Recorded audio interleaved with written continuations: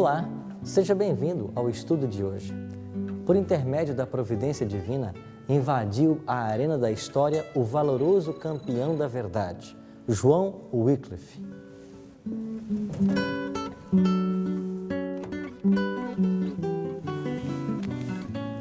Quando uma lamentável ignorância da palavra de Deus se espalhava por toda a terra, quando os cristãos eram dirigidos por decretos e tradições humanas, quando parecia que não sobrara nenhuma centelha de doutrina pura, levantou-se João Wycliffe para exaltar os princípios da palavra de Deus, censurar as tradições da igreja e dar ao povo inglês a Bíblia em sua língua materna.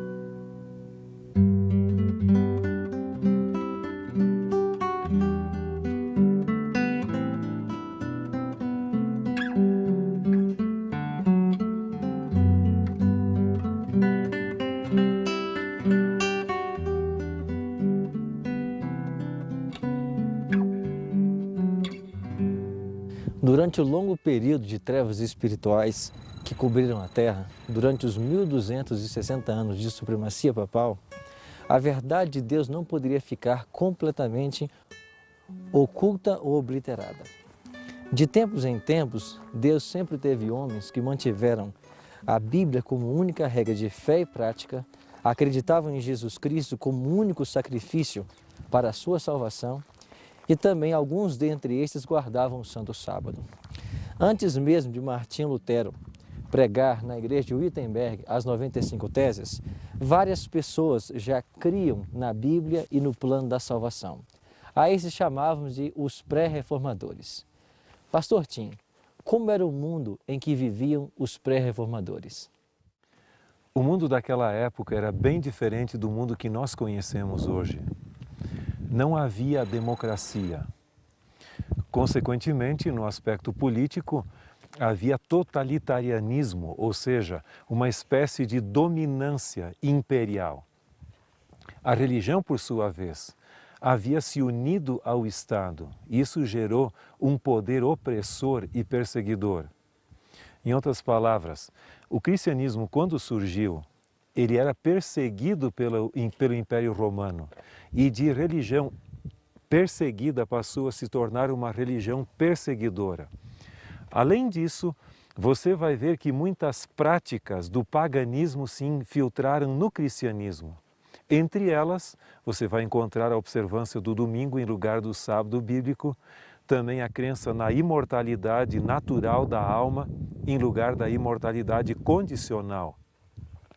Você tem também a questão das indulgências que começaram a surgir e várias outras abominações, assim dizendo. A Bíblia diz que o único mediador entre nós e Deus é Jesus Cristo. Mas apareceram muitos santos, colocando-se em lugar. Além disso, a igreja mantinha os sacramentos como detentora exclusiva. Portanto, o próprio perdão era só obtido via o sacerdote. Então a pessoa deveria ir se confessar ao sacerdote e ele perdoava os seus pecados. Portanto, o catolicismo em si, ou seja, a igreja medieval, ela era intolerante e se considerava a única detentora da salvação de Deus aos seres humanos. Pastor Tim, o que motivou os pré-reformadores a se apegarem à Bíblia? Em primeiro lugar, eles perceberam que havia um grande contraste entre o cristianismo bíblico ensinado por Cristo e os apóstolos e o cristianismo medieval no qual eles viviam. Eles perceberam que vários dos ensinamentos bíblicos haviam sido obliterados e ofuscados mais ou menos como essas nuvens ofuscam esse belo vale nevado aqui. E então eles chegaram à conclusão de que o poder romano era intolerante e ele não era condizente realmente com a forma como Jesus tratava as pessoas naquela época. E pela leitura da Bíblia, pelo estudo da Bíblia e pela divulgação da Bíblia, eles começaram um grande movimento que foi suprimido, logicamente, naquela época, mas que finalmente haveria de irromper na grande reforma protestante do século XVI. Por exemplo, os pré-reformadores, eles romperam com a autoridade da Igreja Católica e criam que a única autoridade que eles deveriam se submeter era a autoridade de Cristo e de sua palavra. Um outro ponto, o sacrifício da missa, ou a Eucaristia, também foi abdicado por eles. E vários outros ensinamentos bíblicos, a mediação exclusiva de Cristo em favor dos pecadores para perdão dos seus pecados, também foi enfatizado por eles. E outros ensinamentos mais.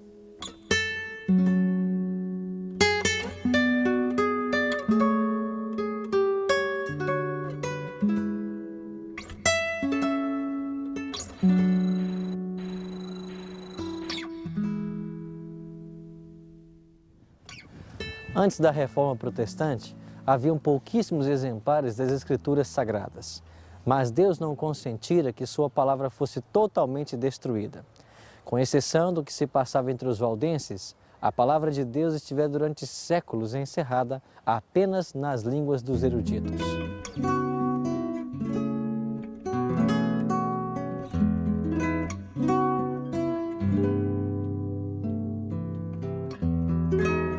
Chegara, porém, o tempo em que a Bíblia deveria ser traduzida e entregue para o povo na sua própria língua. Para esta obra, Deus escolheu um homem no século XIV, que viria a ser chamado a Estrela da Manhã da Reforma. Seu nome, John Wycliffe.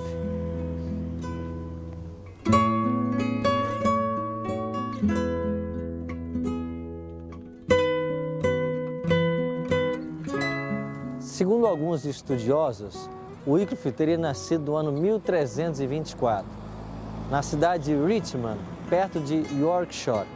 Logo cedo foi mandado para Oxford, onde estudou, conseguindo o seu bacharelado e anos depois o seu doutorado.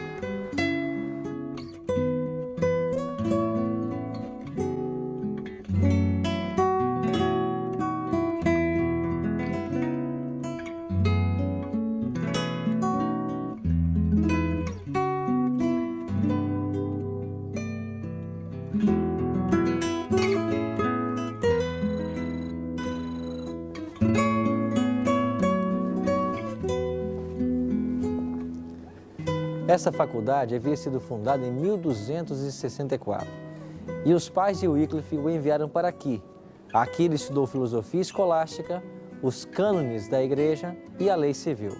Tornou-se sacerdote e depois de algum tempo também serviu como professor aqui na Universidade de Oxford.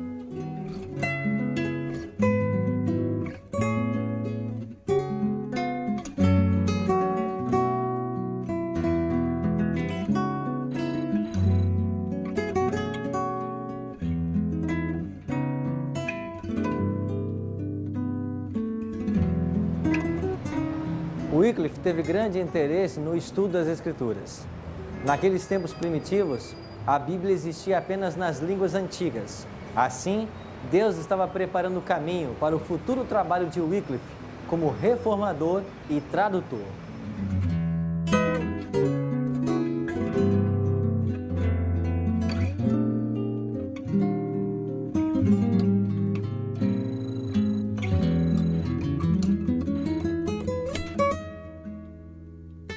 Quando a atenção de Wycliffe se volveu às Escrituras, encontrou o que antes em vão procurara. Ali viu revelado o plano da salvação e Cristo apresentado como o único advogado do homem. Entregou-se ao serviço de Cristo e decidiu-se a proclamar as verdades que havia descoberto. A dedicação à verdade, porém, não poderia senão levá-lo ao conflito com a falsidade. Quanto mais claramente discernia os erros do papado, mais fervorosamente apresentava os ensinos das Sagradas Escrituras.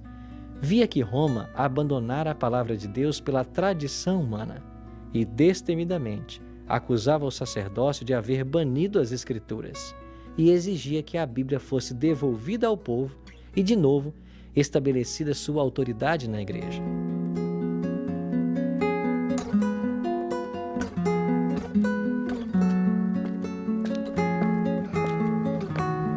Apesar de sua crescente popularidade, a Igreja Romana apressou-se em censurar Wycliffe e em 19 de fevereiro de 1377, ele é intimado a comparecer perante o bispo de Londres para explanar seus ensinamentos.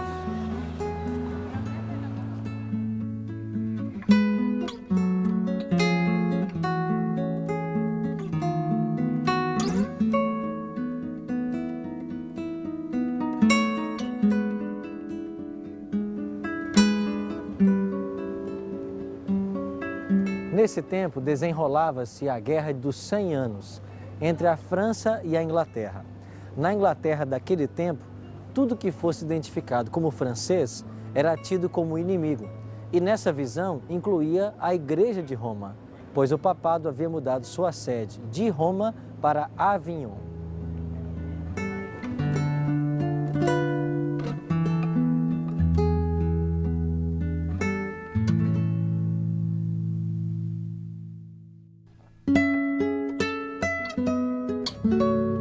A elite inglesa reagiu à ideia de enviar dinheiro aos papas.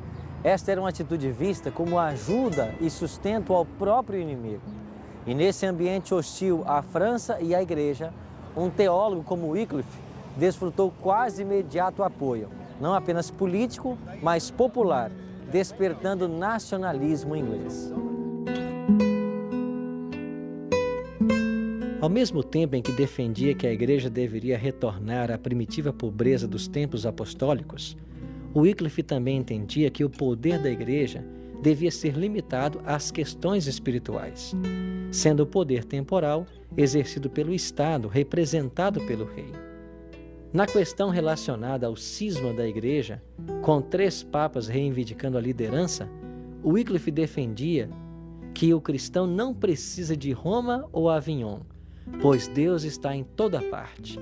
Em sua opinião, a Igreja poderia continuar a existir mesmo sem a existência de um líder visível. Os trovões papais logo se desencadearam contra Wycliffe. 3 bulas foram expedidas para a Inglaterra, ordenando todas as medidas decisivas para fazer silenciar o ensinador de heresias. Estas medidas indicavam de maneira direta a fogueira. Parecia certo que Wycliffe logo deveria cair, vítima da vingança de Roma. Mas a morte veio, não para o reformador, mas para o pontífice que decretara a destruição. Gregório XI morreu, e dissiparam-se os eclesiásticos que se haviam reunido para condenar Wycliffe.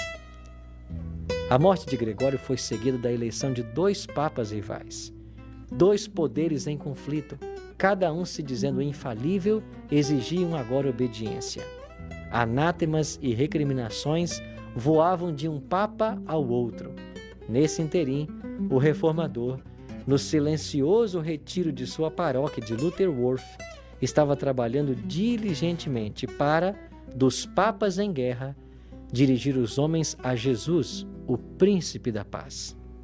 O Wycliffe defendia que a Bíblia deveria ser a base de toda a doutrina e a única norma de fé cristã. Acreditava que a Bíblia deveria ser um bem comum de todos os cristãos e precisaria estar disponível para uso cotidiano na língua nativa das populações. Partes da Bíblia já haviam sido traduzidas para o inglês, mas não havia uma tradução completa. O Wycliffe então atribuiu a si mesmo essa tarefa. Embora não se possa definir exatamente a sua parte na tradução, que foi baseada na Vulgata, não há dúvidas que, graças à sua iniciativa, nós temos a tradução do Novo Testamento para o inglês. A Bíblia de Wycliffe, como passou a ser conhecida, foi amplamente distribuída por toda a Inglaterra. Nesse tempo se ouvia dos críticos: a joia do clero tornou-se o brinquedo dos leigos.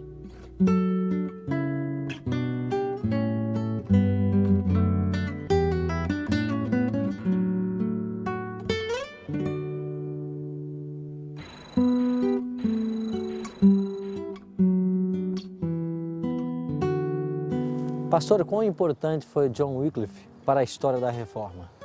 John Wycliffe é considerado a estrela da manhã da Reforma. E ele deu uma contribuição muito significativa.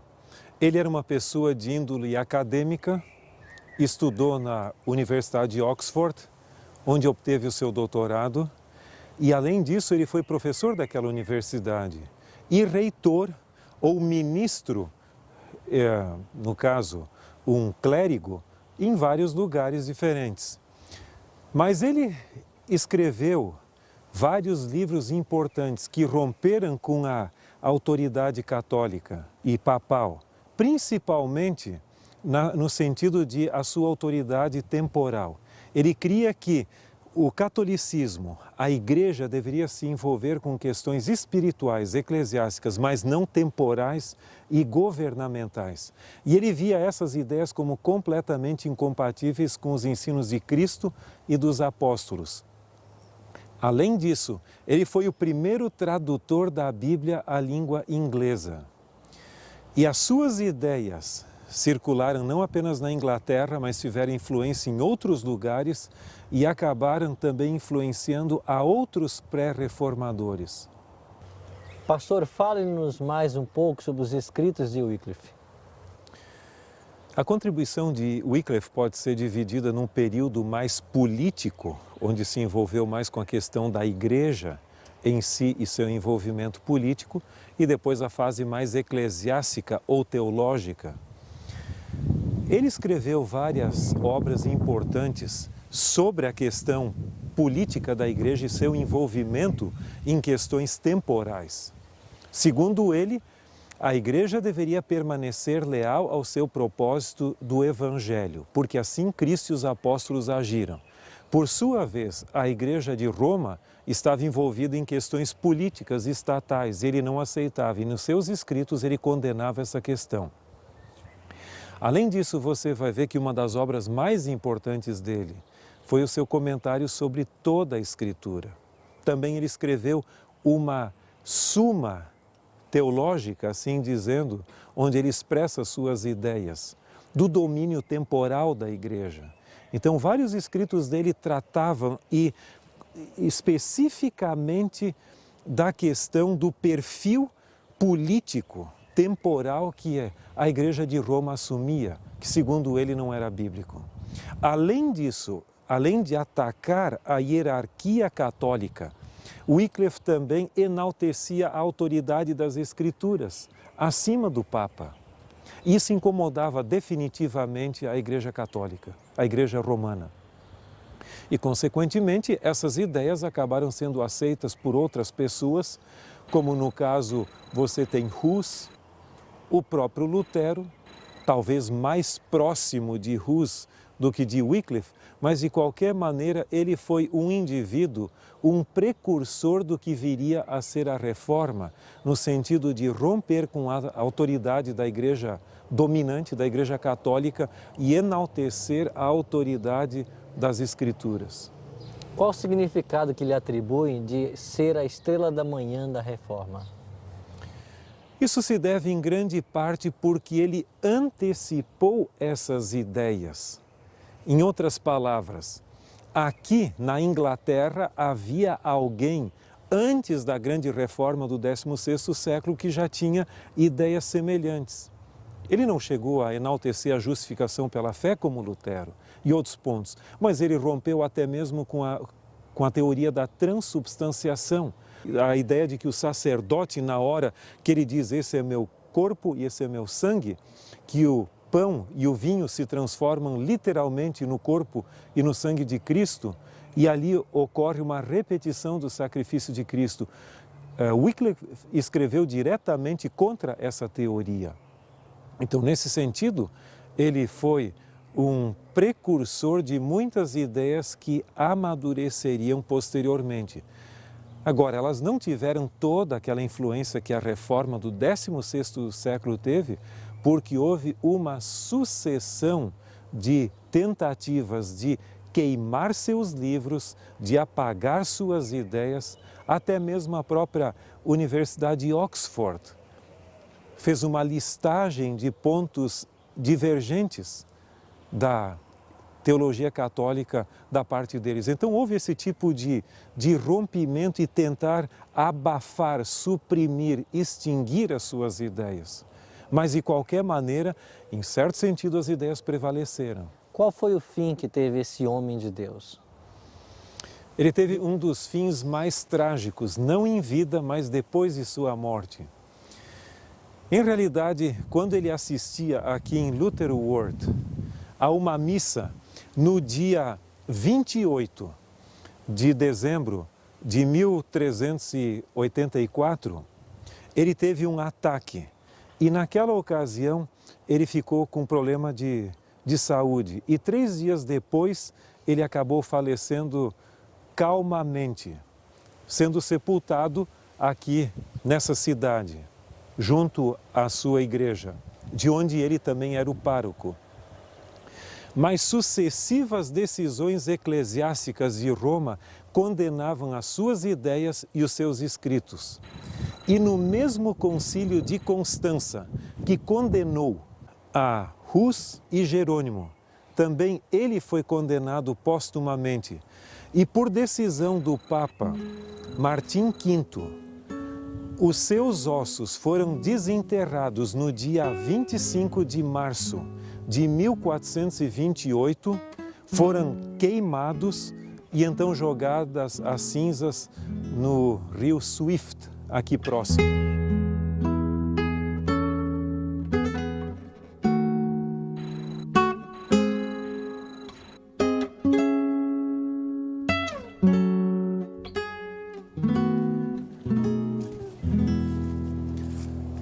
As cinzas de Wycliffe foram então trazidas para esse pequeno córrego chamado Swift e, como disse alguém, desse córrego foram para o rio Avon, depois para o Severn, para os mares estreitos e finalmente para o oceano.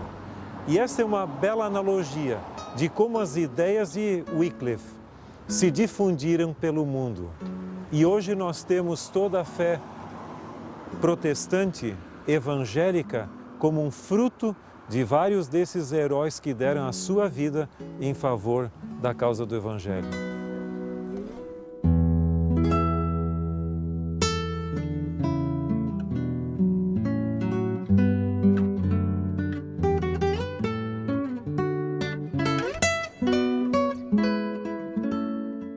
Pastor Tim, que características dos pré-reformadores nós deveríamos imitar hoje em nossa vida? Eu creio que existem pelo menos 2 características que são fundamentais para nós hoje. Em primeiro lugar, a lealdade incondicional a Cristo e a sua palavra. Eles tinham uma convicção em relação com a verdade bíblica, a ponto de preferirem depor a sua própria vida sob o altar do sacrifício como mártires, a abdicar de sua lealdade à palavra de Deus. Esse é um ponto fundamental. Nós vivemos hoje num mundo chamado de pós-moderno, onde a verdade não é mais uma verdade absoluta. Não existem verdades normativas. Normalmente, o que é verdade para mim pode ser não verdade para você ou para outra pessoa. Então, o mundo hoje é ecumênico, pluralista e relativista. E eles tinham uma convicção, assim como Deus é um só, a sua verdade é uma só. E ela não é passível de adaptação como nós queremos.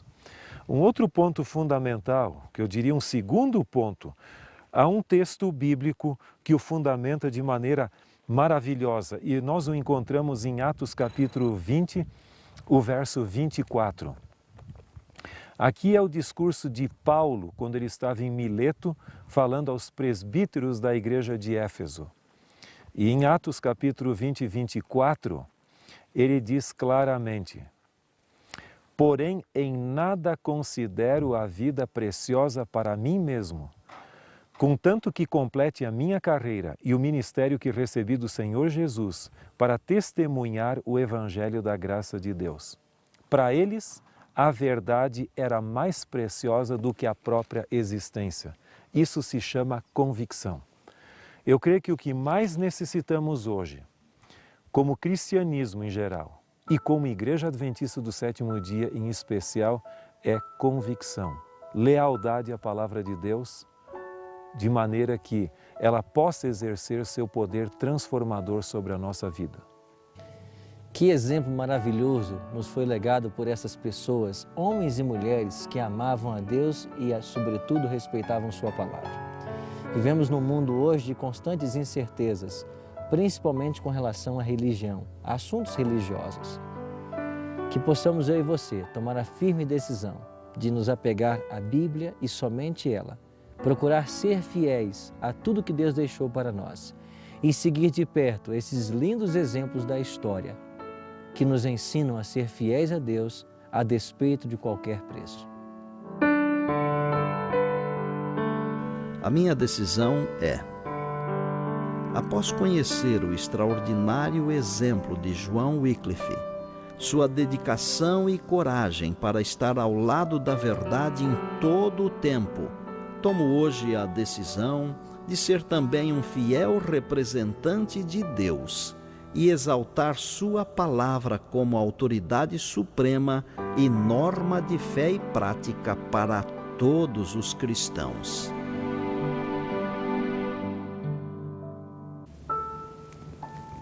Se esta é a sua decisão, ore comigo agora. Bondoso Deus e Pai, obrigado pelo exemplo de homens e mulheres que foram fiéis à Tua palavra. Obrigado por termos a Bíblia conosco hoje. Que ela possa ser para nós um guia em meio às trevas que cobrem esse mundo. Que nós busquemos todos os dias conhecer a Tua vontade através dos Seus ensinamentos. Abençoa-nos e ajuda-nos nesse propósito. Te oramos em nome de Jesus. Amém. A influência dos escritos de Wycliffe se espalharam e alcançaram a Boêmia, hoje República Tcheca. Lá, João Hus e Jerônimo de Praga se colocaram ao lado da verdade com a mesma firmeza demonstrada pelo reformador Wycliffe. Após a morte de Wycliffe, o Concílio de Constança expediu um documento decretando-o como herege, recomendando que todos os seus livros fossem queimados e ordenando que os seus restos mortais fossem exumados e queimados, o que foi cumprido 12 anos mais tarde pelo Papa Martinho V. Esse mesmo concílio levaria à fogueira dois heróis da Idade Média, John Hus e Jerônimo de Praga. Conheceremos melhor essa história no nosso próximo encontro. Até lá!